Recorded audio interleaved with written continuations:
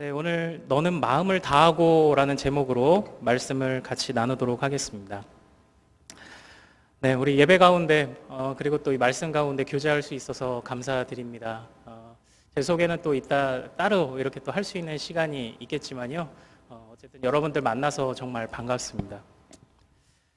한 번은 제 손목시계 배터리가 떨어졌습니다.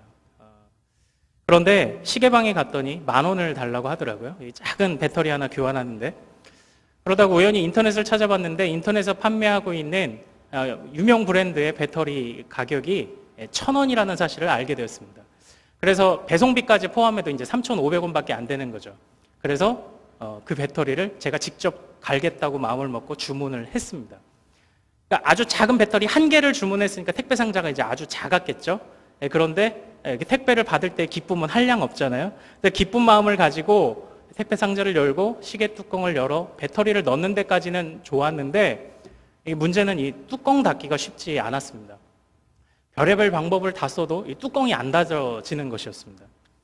그래서 고민을 하다가 결국은 이제 시계를 수건으로 감싸서 깨물었죠.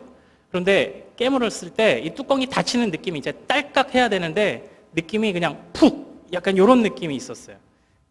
이게 어떻게 된 거죠? 유리가 깨졌습니다. 그래서 AS를 받으러 갔더니 유리 교체 비용이 35,000원, 택배비 3,500원, 도합 38,500원. 10,000원이면 할 수 있었던 일을 38,500원을 들여서 해결을 했습니다. 그런데 이 얘기를 쭈뼛거리면서 저희 아내에게 이야기를 했는데요. 저희 아내가 뭐라고 했을까요? 그냥 웃어 넘겼습니다. 감사하게도 인생을 굳이 어렵게 사는 저를 저희 아내는 이제 재밌다고 생각을 많이 하거든요. 그런 생각을 해보게 되었습니다. 결혼이라는 것은 서로 콩깍지가 씌워야 결혼을 한다고 이야기를 많이 합니다. 근데 그 말이 맞습니다. 그런데 다 좋아야 결혼을 하는 것은 맞지만 사실 그 사람의 단점이 보이지 않기 때문에 다 좋은 것이 아니라 그 사람의 단점이 보임에도 불구하고 그게 나에겐 아무런 문제가 되지 않기 때문에 이게 콩깍지라고 이해하는 게 더 맞는 것 같아요.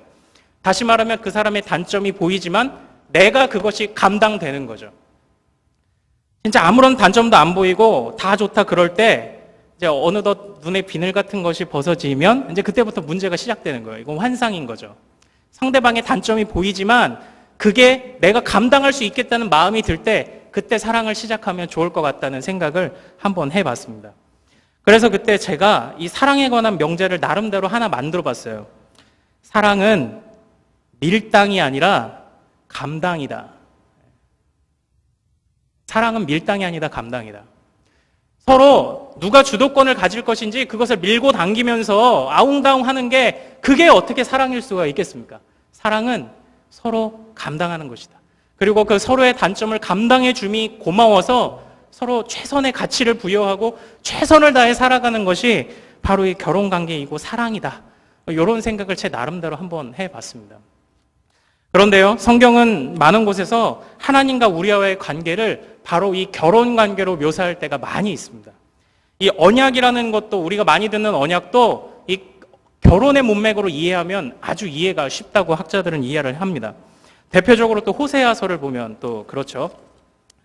이처럼 하나님은 그의 백성들을 그리고 오늘날 이 자리에 있는 우리들을 이 시대에 예수 그리스도를 구주로 고백하는 모든 사람들을 하나님의 거룩한 신부, 하나님의 거룩한 백성으로 부르신 줄로 믿습니다. 그런데 하나님께서 우리를 그렇게 거룩한 신부로, 하나님의 거룩한 신부로 부르실 때에 다시 말하면 하나님께서 우리의 단점을 다 아시지만 우리를 단점을 다 아시고 그것을 덮어주시고 감당해야만 했던 바로 그 짐의 무게. 혹시 그 짐의 무게에 대해서 생각해 보신 적은 있습니까? 사랑은 감당하는 것인데 우리를 거룩한 신부 삼기 위해서 하나님이 우리를 감당해 주셔야 했을 때에 바로 그 짐의 무게를 한번 생각해 보신 적이 있느냐 이 말이죠. 우리는요 어느 누군가를 감당해내는 것이 그 사람을 받아주는 것이 쉽지 않다는 것을 잘 알고 있습니다. 그래서 덜 마음고생하고 싶어서 그리고 덜 힘들고 싶어서 사람들을 고르기 시작을 하죠. 내가 사랑할 사람들을. 어른들은 그렇게 말을 합니다. 그놈이 그놈이여 하실지 몰라도 똑같은 그놈들 중에서 그나마 괜찮은 한 놈을 찾기 위해서 이제 우리는 애를 쓰는 거죠. 그런데 우린 이처럼 한 사람, 어떤 하나의 사람을 사랑하는 것도 상당히 버거워하지 않습니까? 한 사람을 감당하는 것도 버거워하지 않습니까? 그리고 어떤 면에서 우리가 수많은 조건들을 비교해 가면서 우리가 사랑할 만한 사람들을 찾는 것은 어찌 보면은 우린 사랑받을 만한 조건을 갖춘 사람을 찾고 있다고 볼 수밖에 없는 것이죠. 그러나 정작 우리는 선한 것이 없습니다. 사랑받을 만한 아무 조건이 없는 자들입니다. 하지만 하나님은 우리를 기쁨으로 감당하셔서 우리를 하나님의 거룩한 신부요, 거룩한 백성이라고 선언하셨습니다. 사실 우리가 하나님의 풍성한 사랑을 말할 때 많은 사람들이 어떤 느낌을 갖냐면 하나님의 사랑이 제가 지금 이게 양복이 껴서 팔이 크게 안 되는데 이게 한 요따심 안 하면 이 중에서 하나님이 이렇게 조금씩 사랑을 떼어서 주시는 어떤 이런 느낌을 가질 때가 많이 있습니다. 그래서 너도 한 입, 너도 한 입, 너도 한 입. 그러나 하나님께서 우리를 사랑하실 때 우리가 흔히 말을 하는 것처럼 이 세상에 나 단 한 사람뿐인 것처럼 하나님이 우리를 사랑하신다는 사실을 우리는 반드시 기억해야 할 필요가 있어요. 그래서 우리에게 거룩한 신부라는 바로 그 이름을 부여해 주신 우리의 신랑 되신 하나님을 온전히 바라보지 못할 때, 그러니까 하나님이 가지시는 그 이만한 사랑의 아주 작은 상처, 티 안 나는 상처, 그게 아니라 하나님은 마치 세상 전부를 잃은 것처럼 우리 한 사람이 하나님 앞에 향하지 못할 때 하나님은 마치 세상 전부를 잃은 것처럼 그렇게 아파하시고 또 그렇게 한탄하신다는 사실을 우리는 좀 기억할 필요가 있습니다.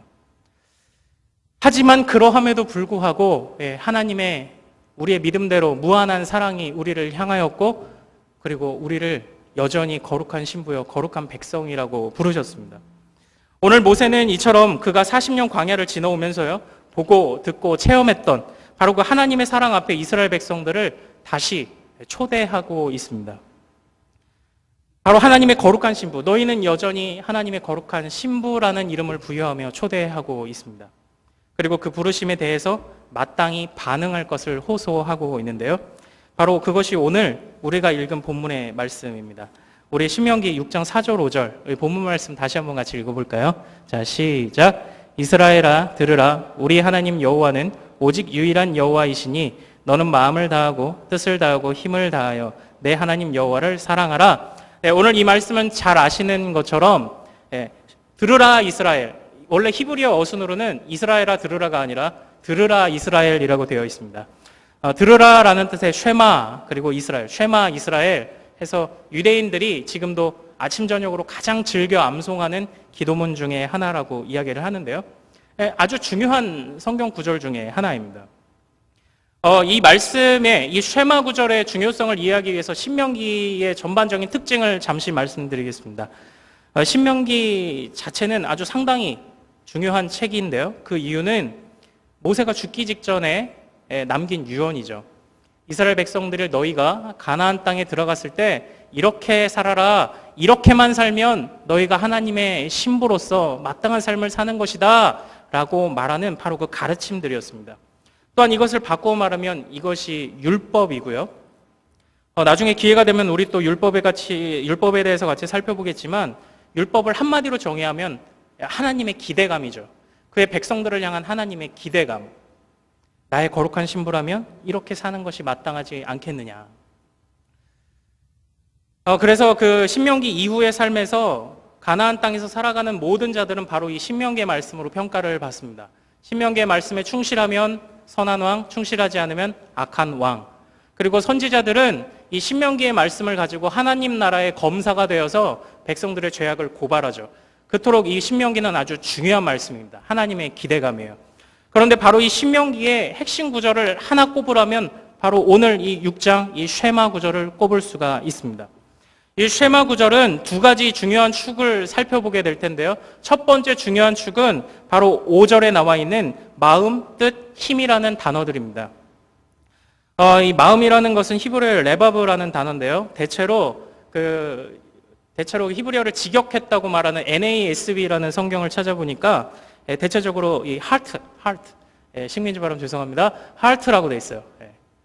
하트 또는 하츠 예, 복수형으로 약 200여 회, 210회 정도가 그렇게 기록이 돼 있고, 그리고 빈도수가 뚝 떨어져요. 그래서 마인드라고 번역되는 게 8회, 나머지는 한 번씩 기타 다른 용어들로 번역이 됩니다.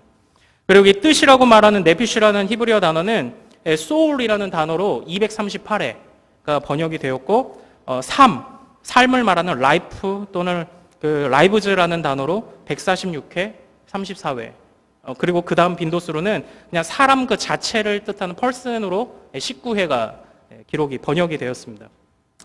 우리말 성경을 찾아보니까 주로 뜻 또는 목숨이라고도 번역이 되고 있더라고요.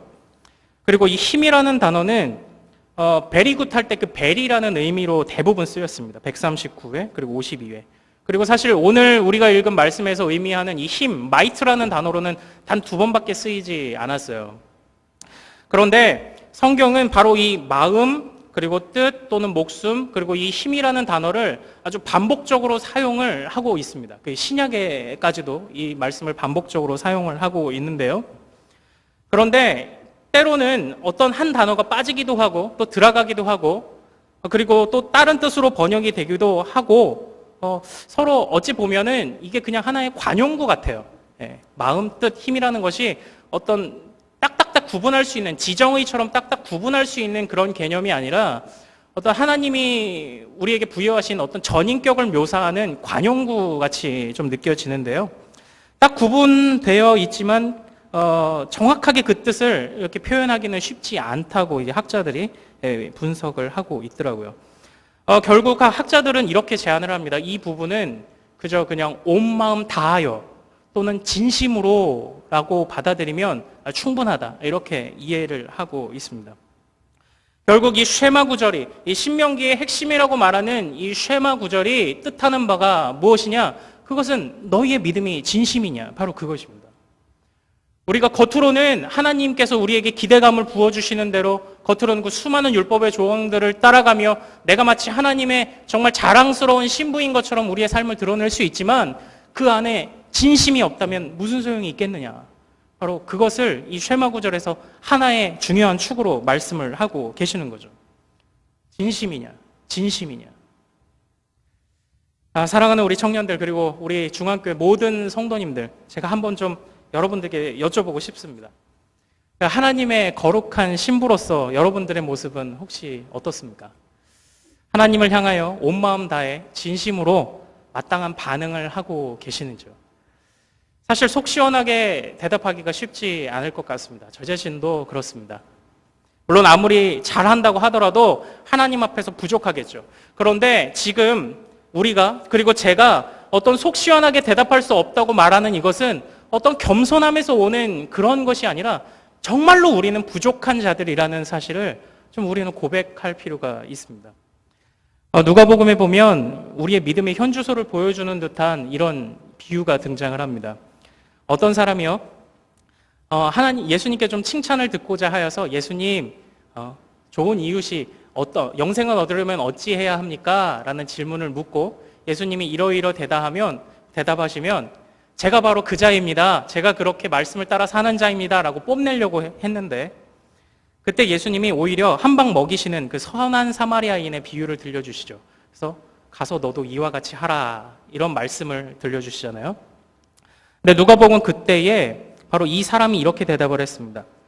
율법의 조항이 무엇이냐라고 물었을 때 내 마음을 다하며 목숨을 다하며 힘을 다하며 뜻을 다하여 주 너의 하나님을 사랑하고 또한 내 이웃을 내 자신같이 사랑하라 하였나이다. 네, 이 말씀을 알고는 있어요. 그런데 예수님의 그 반문에 너도 가서 이같이 하라라는 그 말 한마디에 입을 쭈뼛거리면서 그대로 사라지죠. 지금 우리의 믿음의 현 주소가 아닐까라는 생각을 좀 한번 해보게 됩니다. 우리는 수많은 날들 들어왔죠. 수많은 날들 많은 것들을 알고 있죠. 그런데 막상 그것이 우리의 머리에서 우리의 가슴으로 우리의 손과 발로 내려오기가 너무 어렵다는 것을 우리는 잘 알고 있지 않습니까? 누가 우리를 쿡 찌르면 우리는 이렇게 얘기하죠. 하나님은 사랑이십니다. 하나님의 은혜는 무한합니다. 라고 이렇게 얘기를 하죠. 근데 마치 우리가 학교 공부를 해봤듯이 그냥 훌쩍 뛰어넘어 정답만 암기한 것처럼 혹시 하나님은 사랑이십니다, 하나님은 은혜가 풍성하십니다라는 고백을 하고 계시지는 않습니까? 왜 그 말씀대로 내가 도대체 사라지지 않는지, 정말 나의 모든 시간과 노력과 나의 전 존재를 던져서 내 안에 왜 그 말씀이 사라지지 않는지에 대한 고민을 해보신 적이 언제 있습니까? 그런 적이 있었습니까? 그것을 놓고 처절하게 기도해 본 적이 있었냐, 이 말인 것이죠. 어찌 보면 다 아는 것 같지만 아직도 우리는 모르고 있는지도 모르겠습니다. 하나님의 사랑과 은혜를 우리는 아직도 다 모르는 것이죠. 제가 예전에 가르쳤던 한 중학생의 블로그에 덩그러니 비어있는 벤치 사진 한 장이 이렇게 올라왔습니다. 그리고 그 밑에 딱 한 줄 이렇게 써 있었습니다. 비어있지만 아무나 앉게 하진 않아. 자리가 비어있지만 아무나 앉게 하진 않아. 말하자면 내가 아무리 솔로여도 그렇지 아무한테나 마음 주지 않을 거야 라는 뜻이죠. 이것을 그 심리학자들은 전문 용어로 중2병이라고 하죠. 중2병. 근데 따지고 보면 좀 우리도 그렇지 않습니까? 서두에 이야기했던 것처럼 내가 평생을 함께하고 싶은 사람은 이게 선별하고 또 선별하죠. 고르고 또 고르죠. 그리고 적어도 이 정도 사람은 되어야 되겠다라는 어떤 그런 기준들이 있죠. 그리고 조금 특별한 사람이기도 바라죠. 저라고 뭐 달랐겠습니까? 저도 제 나름의 이상형이 있어요. 이번에 이사를 하면서 그 오래된 일기장을 발견을 했어요. 중학교 때 쓰던.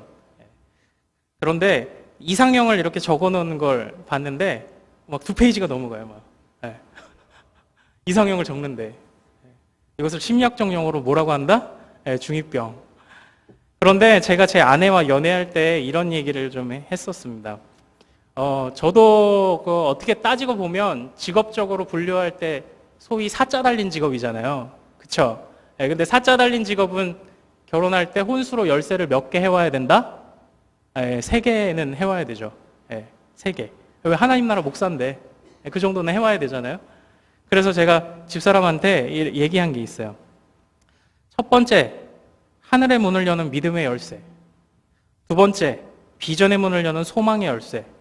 세 번째, 관계의 문을 여는 사랑의 열쇠. 이 3가지 열쇠는 필요하다. 물론 농담 삼아서 이야기를 했지만 사실 이것뿐만이었겠습니까? 수많은 이상형의 조건들이 저에게 있었고 그리고 또 그것들을 아내에게 대입해 봤었죠. 사랑 앞에서 중2병이 되는 한 남자. 저마다 이상형의 조건들이 다 있습니다. 그런데 한번 좀 생각해 보죠. 하나님께서 찾으시는 이상형의 조건이 있다면 어떤 모습일까요? 하나님이 찾으시는 이상형의 조건은 어떤 모습이겠습니까? 물론 뭐 많은 것들을 말할 수 있겠지만 분명하게 말할 수 있는 것은 제가 제 자신을 봤을 때 저는 아닐 거라는 생각을 해봅니다. 여러분들은 어떠십니까? 하나님의 이상형의 조건을 대입해 본다면 여러분은 그 앞에 서실 수 있겠습니까? 그러나 그러함에도 불구하고 우리가 소망을 갖는 것은 하나님께서 여전히 우리에게 거룩한 신부라는 이름을 우리에게 부여하셨다는 사실입니다. 거룩한 것 하나 없는 우리를 거룩하다 여겨주셨다는 것입니다. 충성된 것 하나 없는 우리를 충성되다 여겨주셨다는 것입니다. 아무리 사단이 우리를 하나님과 닮은 것이 없다고, 아무리 우리가 사단이 우리를 너희가 하나님의 신부로 서기에는 부족한 자들이라 할지라도 하나님은 이 모든 소리들을 잠재우시고 말씀하셨습니다. 너희는 여전히 나의 거룩한 신부이다. 모세는 이처럼 부르심에 합당하게 살지 못하고 끊임없이 실패하는 원인이자 그것을 극복하기 위한 말씀을 바로 이 쉐마 구절의 또 한 가지 중요한 축으로 선언합니다. 그것은 바로 4절에 있는 말씀인데요. 제가 읽겠습니다. 이스라엘아 들으라, 우리 하나님 여호와는 오직 유일한 여호와이시니. 오직 유일한 여호와이시니. 한번 이 부분에 주목해 봅시다.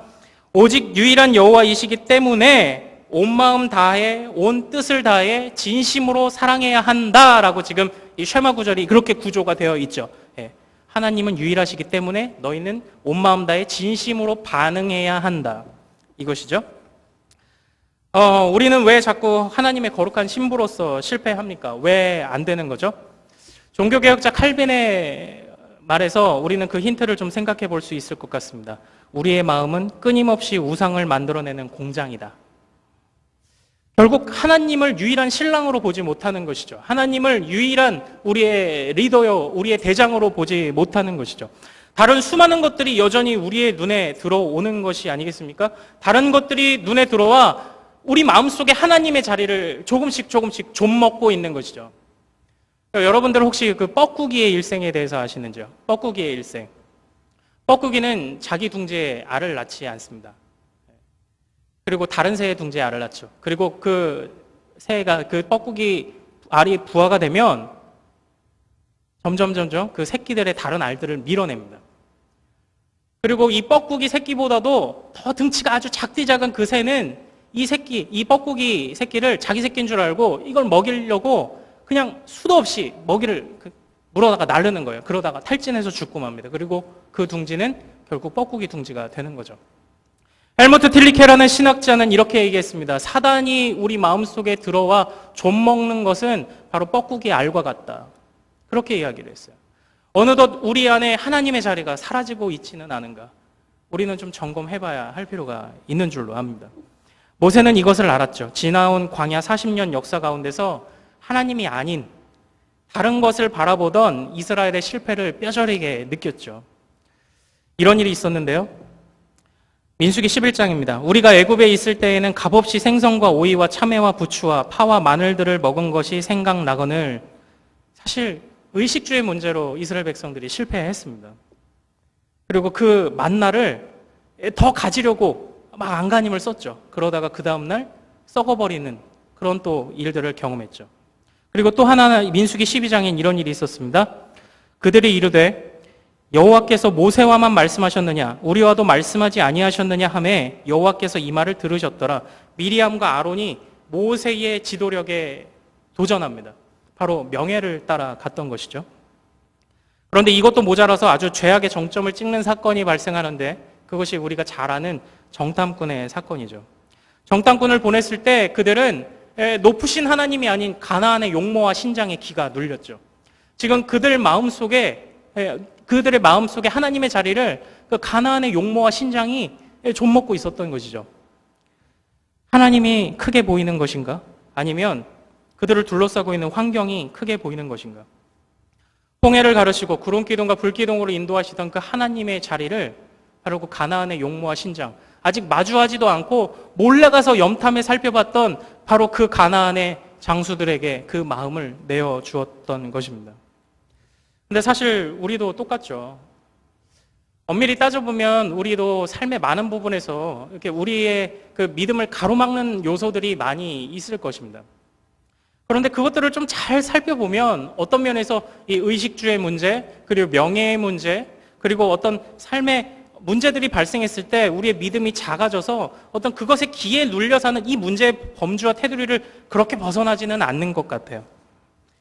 거룩한 신랑 되신 하나님의 영광과 바꾼 것들이 어찌 보면 겨우 이러한 것들이라는 것이죠. 사실 이러한 문제가 우리 삶의 현실에 관한 문제가 중요하지 않은 것은 아닙니다. 우리가 살아가는 이 세상의 수많은 조건들이 우리로 하여금 이 믿음을 지키기 힘들게 만드는 것도 사실입니다. 우린 이렇게 이야기하죠. 이쁜 것 오래 못 간다. 그렇게 얘기를 하죠. 그런데 이 세상은 안 이쁘면 아예 못 가는데, 그리고 물질이 전부가 아니라고 하지만 물질이 없으면 아무것도 못할 것 같은 세상이, 여러분들을 압박하고 있는 세상이 바로 이러한 모습이라는 것을 사실 잘 알고 있습니다. 그런데 그 안에 생수가 있을 것처럼 달려들던 수많은 사람이 결국에 가서 깨닫는 것은 이것이 소금물이었다는 사실을 깨닫고 그들은 다시 어디로 돌아와 위로를 받습니까? 비록 현실에 눌릴지라도 이상을 꿈꾸며 살아가는 사람들의 그 위로의 작은 말들 속에서 위로를 받는다고요. 저는 우리 사랑하는 우리 청년들, 그리고 우리 또 대전중학교의 모든 성도들이 좀 때로는 좀 믿음을 가장한 무모함으로 이 세상을 향해서 좀 맞서갔으면 좋겠어요. 때로는 무모함을 가장한 그런 믿음을 가장한 무모함으로 좀 나아가 봤으면 좋겠어요.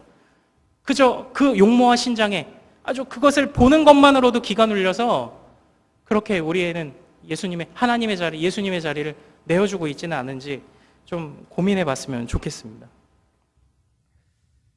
신랑을 높게 보는 만큼 신부의 품격도 높아지리라 생각을 합니다. 우리가 하나님을 유일한 가치로 볼 때에 우리는 그 신랑이 격에 맞는 신부로 우리도 같이 격상되는 것이죠.